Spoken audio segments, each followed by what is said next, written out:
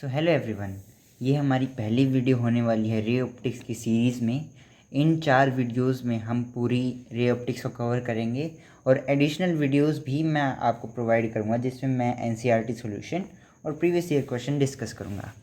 तो ये हमारा पार्ट 1 है, तो चलिए शुरू करते हैं। सबसे पहले हम देख लेते हैं कि ऑप्टिक्स होता क्या है। Optics is basically a branch of physics which deals with the nature, production and propagation of light. And there are कह सकते हैं हम 2 ही तरह की ऑप्टिक्स हमारे सिलेबस में है, रे ऑप्टिक्स और वेव ऑप्टिक्स। तो आज की इस वीडियो में हम रे ऑप्टिक्स का पार्ट 1 करें तो हम इसी के बारे में स्टडी करेंगे। वेव ऑप्टिक्स का हम फर्दर बात करेंगे उसके बारे में। रे ऑप्टिक्स लाइट को पार्टिकल नेचर की फॉर्म से रिप्रेजेंट करता है। मतलब ये रे ऑप्टिक्स बताती है कि लाइट एक पार्टिकल नेचर है लाइट का, और लाइट स्ट्रेट लाइन में ट्रैवल करती है, मतलब रेक्टिलिनियर प्रोपगेशन ऑफ लाइट है माना जाता है। और रे ऑप्टिक्स के यूजेस कहाँ हैं? मिरर में, लेंस में और ऑप्टिकल इंस्ट्रूमेंट्स में। आप इस पूरे चैप्टर में देखेंगे कि हम बस मिरर के बारे में और लेंस के बारे में और ऑप्टिकल इंस्ट्रूमेंट्स के ही बारे में पढ़ेंगे। बस एंड में हम थोड़ा रेनबोज वगैरह भी देख लेंगे। तो मिरर के बारे में पढ़ने से पहले मैं आपको कुछ रिफ्लेक्शन मतलब कुछ बेसिक लॉज बता देता हूँ लाइट के, जो आपने अर्लियर क्लासेस में भी स्टडी करे होंगे। तो reflection is basically bounce back of light. तो इसमें मैंने 2 टाइप के रिफ्लेक्शन दिखाए हुए हैं, आप फिगर से ही समझ गए होंगे कौन से क्या है। तो मैं फिर भी आपके लिए लिख देता हूँ। ये है स्मूथ रिफ्लेक्शन और ये है रफ और you can say diffuse reflection. जो हमारे मिरर्स होते हैं या फिर जो भी शाइनी सरफेस होते हैं जिसमें हमें अपनी इमेज दिखती है वो होते हैं स्मूथ सरफेस, और जिसमें हमें अपनी इमेज नहीं दिखती वो होते हैं रफ सरफेस। जब भी हम स्मूथ सरफेस पे लाइट गिरती है तो वो एक ही डायरेक्शन में बाउंस बैक होती है, और एज़ कम्पेयर टू दैट अगर रफ सरफेस पे लाइट गिर रही है, जैसे ये यहाँ पे लाइट इंसिडेंट हुई तो ये एवरी डायरेक्शन में स्कैटर हो जाती है। इसलिए जैसे न्यूज़पेपर हो गई, उसमें हमें अपनी फेस नहीं दिखता, अपना रिफ्लेक्शन नहीं आता उसमें, क्योंकि वो रफ सरफेस है। तो लॉज ऑफ रिफ्लेक्शन, सो सबसे पहला लॉ होता है angle of incidence is equal to the angle of reflection. Means अगर कभी भी कोई भी लाइट इंसिडेंस हो रही है किसी भी सरफेस पे, तो जिस एंगल पे वो इंसिडेंट हुई, मतलब जिस एंगल से वो सरफेस को टच करी, उसी एंगल से वो रिफ्लेक्ट करेगी। अगर हम उसमें नॉर्मल डिवाइड कर दे तो, मतलब नॉर्मल डिवाइड करते तो इस एंगल में हम अच्छे से डिफ्रेंशिएट कर पाएंगे। तो ये लो हमने पहले भी पढ़ा हुआ है और इसमें कुछ ऐसा हार्ड एंड फास्ट कुछ था नहीं याद करने का, बस हमें ये याद करना है angle of I is equal to the angle of R in case of smooth reflection. Okay, and second लो जो बहुत ही मेन है थ्योरेटिकल पर्पज से, इंसिडेंट रे, रिफ्लेक्टेड रे और नॉर्मल रे, ये सारी एक ही प्लेन ऑफ इंसिडेंस में रहती हैं जिसको हम कहते हैं इंसिडेंट प्लेन। जैसे कि मैंने ये डायग्राम बना रखा है जिसमें ये इंसिडेंट रे है, ये रिफ्लेक्टेड रे है और ये नॉर्मल है। ये तीनों एक ही प्लेन में लाई करते हैं। जैसे हमने मैथमेटिक्स में भी पढ़ा है कि एक्स वाई जेड 3 प्लेन होते हैं, तो ये तीनों एक ही प्लेन में लाई करते हैं और उस प्लेन का हमने नाम दे दिया incident plane. So these were the 2 laws of reflection that you must know before starting mirror. तो चलिए अब हम मिरर स्टार्ट कर लेते हैं। तो मिरर होते क्या हैं? रिफ्लेक्टिंग सरफेसेस किस चीज़ के पार्ट होते हैं? होलोस्फेयर के। और टू बी ब्रीफ अगर मैं अच्छे से बताऊं तो पोलिश्ड साइड्स ऑफ होलोस्फेयर। और ये 2 टाइप के मिरर होते हैं, कनकेव मिरर और कन्वेक्स मिरर। तो आपको अगर यदि लग रहा है कि स्पीड थोड़ी फास्ट है तो आप कमेंट कर सकते हैं, मैं अगली वीडियो स्लो बना दूँगा, लेकिन मेरे हिसाब से ये स्पीड आपके लिए ठीक होनी चाहिए क्योंकि ये आपने पहले भी काफ़ी पढ़ा हुआ होगा। तो मैंने यहाँ पे एक होलोस्फीयर ड्रॉ किया है और इसमें आउटर साइड पॉलिश्ड है और अंदर की साइड रिफ्लेक्टिंग है, तो ये कनकेव मिरर की तरह बिहेव करेगा। और इसमें अंदर की साइड पॉलिश है और आउटर की साइड रिफ्लेक्ट करेगा, तो ये कन्वेक्स मिरर। ये आप सबको शायद पता होगा, नहीं पता हो तो ये पता चल गया। और ये कुछ बेसिक चीज़ें जो आपको मिरर के फॉर्मूलाज वगैरह पढ़ने से पहले पता होने चाहिए कि पोल क्या होता है, किसी भी मिरर का सेंटर पॉइंट। जैसे ये है, ये एक मिरर मैंने बनाया हुआ है, इसका सेंटर ये पोल है, ये भी पोल है, मैंने P1 और P2 इनको नाम दे दिया है। Middle point of the spherical mirror, this is a short definition about pole. Centre of curvature, centre of sphere of which mirror is a part of. ये मिरर है, वैसे हम इसके कभी भी डील नहीं करते, हम बेसिकली इतने पार्ट से ही इस मिरर के डील करते हैं। लेकिन हमें पता तो है कि भाई ये पूरा एक होलोस्फीयर है, तो उसका एक सेंटर भी होता होगा, तो उसे हम सेंटर ऑफ कर्वेचर कह देते हैं। या फिर अगर हम इस लाइन को एक्सटेंड करें तो यहाँ पे भी हम सेंटर ऑफ कर्वेचर मान सकते हैं। Radius of curvature, it is also the same, C2P from the point of the centre of sphere to its pole, that's it. और इस पूरे को भी हम कह सकते हैं principal axis. Principal axis is basically the line on which we are gonna deal. Basically यही होता है, क्योंकि इसी लाइन पे हम अपना ऑब्जेक्ट रखते हैं, यही हम सब कुछ देखते हैं कि भी फोकस, सेंटर ऑफ कर्वेचर। अगर आपको इसकी एग्जैक्ट डेफिनेशन जाननी है तो this is a line which passes from the pole and connects to the centre of curvature. ये पोल से पास होती है और सेंटर ऑफ कर्वेचर को कनेक्ट कर देती है। बीच में एक फोकस हमने इमेजिनरी बनाया है।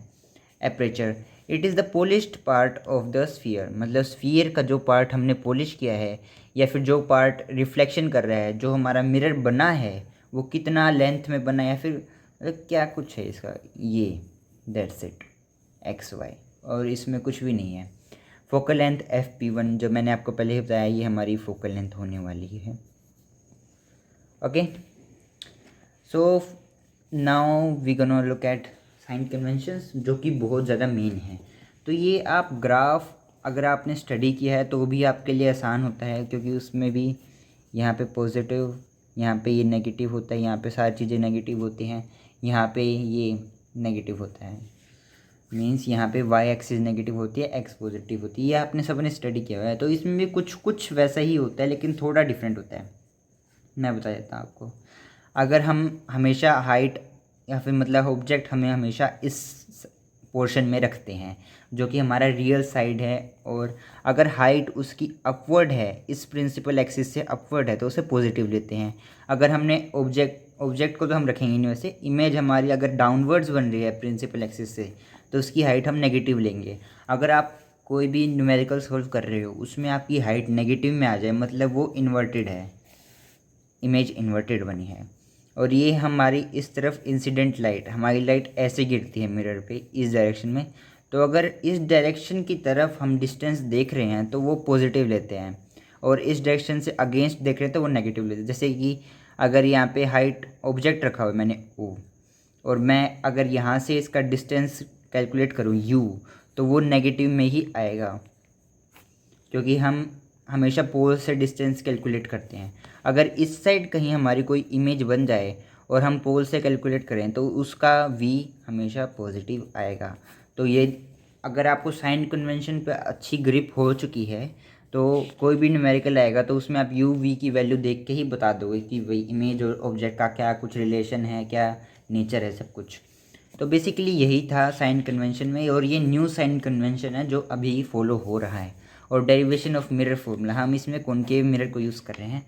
तो डायग्राम हमारा नेक्स्ट पेज पे है। तो हेयर इज़ अ डायग्राम। तो डायग्राम से देखने से पहले हम देख लेते हैं, हमें दो ट्रायंगल की इसमें रिक्वायरमेंट्स होगी। पहला ट्रायंगल है A', B', C और ABC। तो ये ट्रायंगल हम फाइंड करते हैं अभी कि कहाँ है हमारे डायग्राम में। तो ये रहा A', B', C और ABC। तो ये मैं आपको थोड़ा डायग्राम भी एक्सप्लेन कर सकता हूँ। ये हमारा ऑब्जेक्ट है AB, इससे एक लाइन पास हो रही है, वो जा रही है फोकस से सीधी, ठीक है, मिरर से स्ट्राइक होके फोकस पे लगी है। और एक हमारी सेंटर ऑफ कर्वेचर से पास हुई और सीधी सेंटर ऑफ कर्वेचर पे ही रिफ्लेक्ट बैक हो गई। एक हमने पोल पे पास करी और angle I is equal to angle R, तो वो सीधा यहाँ पे आके टकराई। तो यहाँ पे हमारी तीनों लाइन मर्ज हो रही हैं, तो यहाँ पे हमारा नया कह सकते हैं हमारी इमेज बन गई A', B', और ये इन्वर्टेड बनी है, और इसकी हाइट हम नेगेटिव लेंगे, इसकी पॉजिटिव लेंगे। हमें साइन कन्वेंशन का भी क्लियर हो गया। हमने ट्रायंगल लिए थे ये दोनों ABC और A', B', C। तो इसमें हमने बाय ज्योमेट्री से इनको सिमिलर प्रूव कर दिया, क्योंकि यहाँ पे वर्टिकल अपोजिट एंगल्स और 90 डिग्री भी है। तो सिमिलर प्रूव करने के बाद हम इनके लाइंस का रेशो को भी इक्वल ले सकते हैं। तो A', B' अपॉन AB। आप ध्यान रखिएगा कि भाई इसके पहले दो लिए हैं तो इसके भी पहले दो लेने हैं। C dash B, C B dash और बी सी। इसमें देखिए सी बी डैश और सी बी लिखना चाहिए था मुझे, लेकिन मैंने बी सी क्यों लिखा है ये आपको आगे पता चल जाएगा। और वैसे इसमें कोई ज़्यादा फर्क नहीं है बी सी या सी बी, ठीक है। हमने अब अगला ट्रायंगल लिया है A dash B dash P और A B P, A dash B dash P और A B P. I hope कि ये आपको क्लियर हो, लेकिन मैं थोड़ा एलिवेट करके भी दिखा देता हूँ आपको ये डायग्राम। तो अभी आप पोज कर सकते हैं और डायग्राम पे अच्छा लुक पा सकते हैं। तो A dash B dash upon A B, तो इसमें ही हमारी ये साइड और ये साइड हमारी सिमिलर आ गई है। P B dash upon P B, हम इन दोनों को अब इक्वेट कर सकते हैं बाय 1 और 2 से। हमने इनको इक्वेट कर दिया। अब जो मेन पार्ट है जो कि हमें इसमें ध्यान रखना है काफ़ी ज़्यादा, वो है कि भाई सी बी डैश को हम क्या लिख सकते हैं। देखिए ये हमारा सी बी डैश है, तो इसको हम आराम से P C minus P B dash लिख सकते हैं, राइट। और हमारा बी सी है बी सी, उसको भी हम P B minus P C लिख सकते हैं। तो इसमें कोई डाउट होना नहीं चाहिए आपको, अगर हो तो कमेंट ज़रूर करें। तो ये हमारा मैंने ऐसे कुछ सिंप्लीफाई कर लिया है। अब use sign convention and put the values, ठीक है। और जैसे कि हमने यहाँ पे देखा पी सी और पी बी की वैल्यू देख लेते हैं। पी सी की वैल्यू मुझे नेगेटिव आर मिली, क्योंकि पी सी हम डिस्टेंस पोल से मेजर कर रहे हैं और डिस्टेंस इंसिडेंट लाइट इस तरफ है तो हम अगेंस्ट जा रहे हैं तो नेगेटिव। उसी प्रकार नेगेटिव यू मिला हमें, लेकिन पॉजिटिव वी मिला हमें, ठीक है। क्योंकि पॉजिटिव वी नहीं मिला, वी भी नेगेटिव ही था, क्योंकि यहाँ पे पहले से नेगेटिव साइन था इसलिए वो पॉजिटिव हो गया। और यहाँ पे पी सी भी नेगेटिव आर और नेगेटिव का साइन इसलिए पॉजिटिव आर। और यहाँ पे negative V by negative U, ये नेगेटिव से नेगेटिव कट गया। हमने क्रॉस मल्टीप्लाई की, थोड़ा सा सिंप्लीफाई किया, यहाँ तक पहुँचे, फिर हमने यू वी आर से इनको डिवाइड कर दिया और ये कुछ हमारे पास ये रिजल्टेंट आ गया। और हमें पता है कि R is equal to 2F, क्योंकि हमेशा P टू F और F टू C इक्वल होता है। So we can always write R radius of curvature is equal to 2 times of the focal length. तो ये हमारे पास रिक्वायर्ड इक्वेशन आ गई, इसी से हम अपने सारे फॉर्मूले मिरर से रिलेटेड सॉल्व करेंगे। तो बढ़ते हैं हम अपने नेक्स्ट टॉपिक की तरफ, वो है relation between R and F। तो ये भी बहुत इम्पोर्टेंट रिलेशन मैं आपको बताने जा रहा हूँ, इसको आप बिल्कुल ध्यान से सुनिएगा। और वैसे इसमें कोई ज़्यादा बड़ा है भी नहीं, जो बात मैंने आपको पहले यहाँ पे बता दी थी हम उसको जस्ट प्रूव कर रहे हैं। यहाँ से हमें मिलता है कि भी F is equal to R/2, ये हम प्रूव कर रहे हैं अब। तो देखिए angle theta, angle of incidence is equal to angle of reflection, ये हमें पता है, फर्स्ट लॉ है। इक्वल टू थीटा, ये हमें गिवन है, तो मतलब एंगल आई भी थीटा, एंगल आर भी थीटा, ठीक है। इतना बात आपको क्लियर होनी चाहिए अभी। और हम इसमें ट्रायंगल एम एफ सी को देख लेते हैं। एम एफ और सी, इस ट्रायंगल में हमें साफ दिख रहा है कि भाई C F is equal to F M, क्योंकि इनके ये वाले एंगल इक्वल हैं, तो उससे ये मैथमेटिकल आइडेंटिटी है कि भाई ये लाइन भी इक्वल होगी। C F is equal to F M, और हमने ये बहुत छोटे अपर्चर का मिरर लिया है, तो हम एफ एम और इक्वल टू एफ पी भी कर सकते हैं। तो अगर मैं आपको क्लियरली दिखाऊँ ये डायग्राम, हमने छोटे अपर्चर का लिया है, C F is equal to F M हमने प्रूव कर दिया, फिर F M equal to F P भी हमने प्रूव कर दिया। फिर हेंस सी पी जो हमारे पास था उसको हम लिख सकते हैं C F plus F P, और अभी अभी हमने प्रूव किया कि C F is equal to F P है, तो बस C P is equal to 2FP, R is equal to 2F, F is equal to R/2। ये मैं आपको एक और बार बता देता हूँ क्योंकि इसमें बच्चों को कन्फ्यूजन हो जाती है कभी कभी। देखिए C F is equal to F M हो गया, C F is equal to F M, और F M is equal to F P, तो C F is equal to F P, मतलब ये दोनों सेम हो गए। यही प्रूव करना था हमें, और कुछ खास प्रूव करना भी नहीं था। अब हम छोटे मोटे और टॉपिक देख लेते हैं, वीडियो काफ़ी लेंथी हो रही है, तो हम बस मैग्नीफिकेशन का टॉपिक ख़त्म करके बाकी अगले वीडियो में करेंगे। तो linear magnification, it is the ratio of size of image upon size of object. इसके बारे में ज़्यादा क्वेश्चंस है नहीं एनसीईआरटी में, ये बस आप देख लीजिए, इसके बारे में काफ़ी ज़्यादा क्वेश्चन है और यही हमारे सबसे काम आता है। वर्टिकल मैग्नीफिकेशन मतलब height of image upon height of object, m equal to height of image upon height of object. From previous ray diagram हमने ये ट्रायंगल प्रूव किया था, इसमें ये वाली इक्वेशन हम उठा लेंगे यहाँ से। अगर आपको ये समझ में नहीं आया तो रिवर्स करके एक और बार देख लें। ये हमने इक्वेशन उठा ली यहाँ से, और ए बी डैश और ए बी हम इसमें देख लेते हैं क्या था। देखिए ए बी डैश यहाँ पे है और A B height of image upon height of object, और ये हमें पता है कि भाई ये वी था और ये यू था। फिर से देख लेते हैं। पी बी डैश कहाँ पे है, पी बी डैश ये रहा, पी बी डैश और पी बी, तो ये दोनों नेगेटिव में थे तो इसलिए इनके नेगेटिव से नेगेटिव कट गए, ये पॉजिटिव हो गए। लेकिन यहाँ पे हमारे पास अभी भी नेगेटिव है क्योंकि नीचे की तरफ जा रहा था ना प्रिंसिपल एक्सिस के, तो हाइट नेगेटिव में लेंगे। तो ये होता है मैग्नीफिकेशन के इक्वल। तो हम मैग्नीफिकेशन के पास का हमारे पास एक फॉर्मूला आ गया, नेगेटिव वी बाई यू और height of image upon height of object. ये पूरी इक्वेशन आप बहुत ज़्यादा यूज़ करने वाले हो आगे, बिलीव मी। अब लॉन्गिट्यूडनल मैग्नीफिकेशन, ये भी आपके ज़्यादा यूज़ का नहीं है लेकिन आपको पता होना चाहिए। Length of image upon length of object, it is the ratio of length of image and length of object, that's it. और मैं कुछ सिग्निफिकेंस बता देता हूँ आपको मैग्नीफिकेशन से। अगर मैग्नीफिकेशन का रेशो 1 से ज़्यादा आ रहा है मतलब इमेज का साइज़ ऑब्जेक्ट से ज़्यादा है। अगर मैग्नीफिकेशन का रेशो 1 से कम आ रहा है तो इमेज छोटी है, ऑब्जेक्ट बड़ा है।